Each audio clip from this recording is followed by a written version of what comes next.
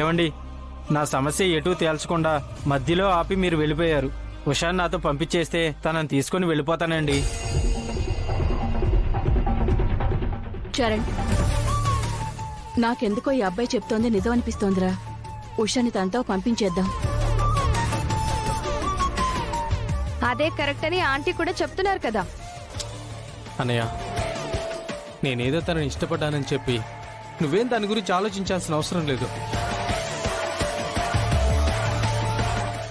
ఎందుకంటే ప్రేమించిన వాళ్ళు దూరం అయితే ఎంత బాధగా ఉంటుందో నాకు తెలుసు అన్నయ్య.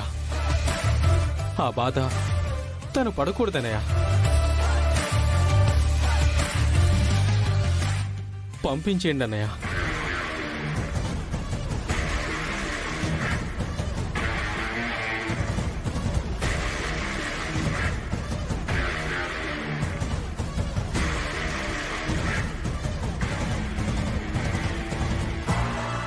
ఏంటి ఆలోచిస్తున్నావు?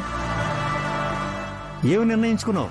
నేను పల్లవి కూడా తను చెప్పింది నిజమనే నమ్ముతున్నాను నాన్న.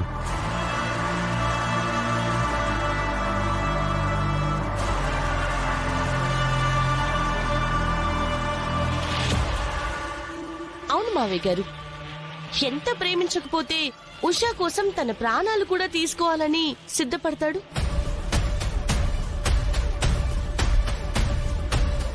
అక్క, ఇంకా నువ్వు మాట్లాడకు ఉషా. నువ్వెవరో తెలియకపోయినా కష్టాల్లో ఉన్నావని చెప్పి నిన్ను తీసుకొచ్చి ఇంట్లో పెట్టాను. నీ జీవితానికి ఒక మంచి దారి చూపించాలి అనుకున్నాను.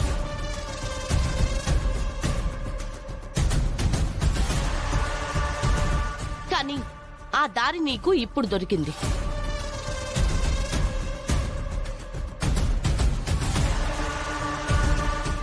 వచ్చిన అవకాశాన్ని కాదనుకుని జీవితాన్ని నాశనం చేసుకోవద్దు.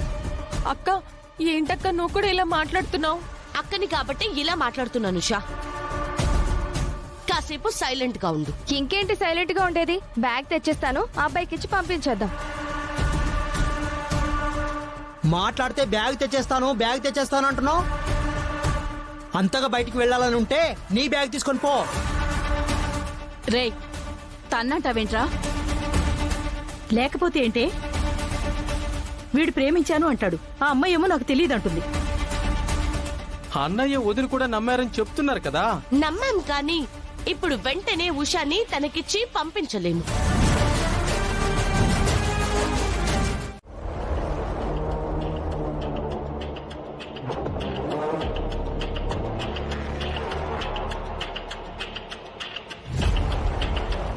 అబ్బా, రాత్రి అయిపోయింది.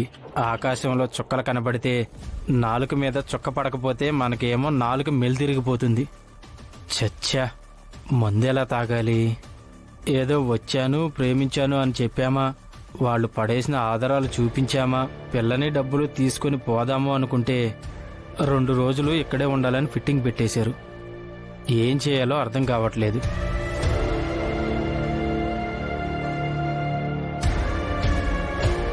ఇక్కడేం చేస్తున్నావు వెంకట్? చీకటి పడింది కదా మేడం, మందు అని నాలుగు చిందులేస్తుంది. ఏం చేయాలో అర్థం కాక అటు ఇటు తిరుగుతున్నాను మేడం. రేయ్, నీకు మందు తాగే అలవాటు ఉందా? భలే వారండి, ఉదయం లేచినప్పటి నుంచి మనకు అదే డ్యూటీ. అది పక్కన పెట్టండి. ఆధారాలు చూపిస్తే పిల్లనిచ్చి డబ్బులిచ్చి పంపిస్తామన్నారు. ఇలా వచ్చి అలా వెళ్ళిపోవచ్చు అనుకున్నాను. ఈ గోలేంటండి బాబు, 2 రోజులు ఇక్కడ స్టేయింగ్ ఏంటండి? నా వల్ల ఎక్కడ ఇద్ది? ఒరేయ్, నువ్వు వచ్చావు, బానే పెర్ఫార్మెన్స్ చేసావు, కానీ ఆ పల్లవికి ఎందుకో డౌట్ వచ్చింది. అయినా ఎంత, ఒక 2 డేసే కదా. ఈ 2 డేస్ కామ్గా మంచివాళ్ళ ఇలాగే ఉన్నావనుకో, ఖచ్చితంగా ఉషా నీకిచ్చి పంపించేస్తారు. హ్యాపీగా ఉషాని తీసుకుని వెళ్ళిపోదు గాని. మరి నా పేమెంటు?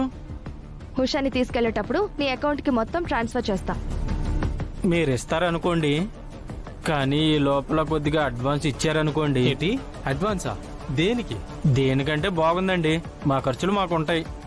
ఎంతో కొంత అడ్వాన్స్ కొట్టారనుకోండి, నాకు కొంచెం ధైర్యం వస్తుంది. ఆ ధైర్యంతో ఇంకా కాన్ఫిడెంట్ గా పర్ఫార్మెన్స్ చేస్తాను. మీరు అడ్వాన్స్ కొట్టలేదనుకోండి, డల్నెస్ వచ్చేస్తుంది. ఆ డల్నెస్తో అందరికీ కనబడ్డాను అనుకోండి, మొత్తం పులిహార అయిపోతుంది. ఆ అమ్మాయిని ప్రేమించింది మీరే కాబట్టి మీరే ఇరుక్కుంటారు. హే ఏంట్రా బ్లాక్మెయిల్ చేస్తున్నావా? ఏమండి, నేను పని చేయడానికి వచ్చానండి, బ్లాక్మెయిల్ చేయడానికి రాలేదు. నేనేమన్నా కోట్లు అడిగానా? ఎంతో కొంత అడ్వాన్స్ కొట్టమన్నాను. సరేలే, ముందు 1 లక్ష ట్రాన్స్ఫర్ చేస్తాను, తర్వాత ఉషని తీసుకుని వెళ్ళిపోయేటప్పుడు మిగిలిన బ్యాలెన్స్ ఇస్తాను. అలా అన్నారు, బాగుంది.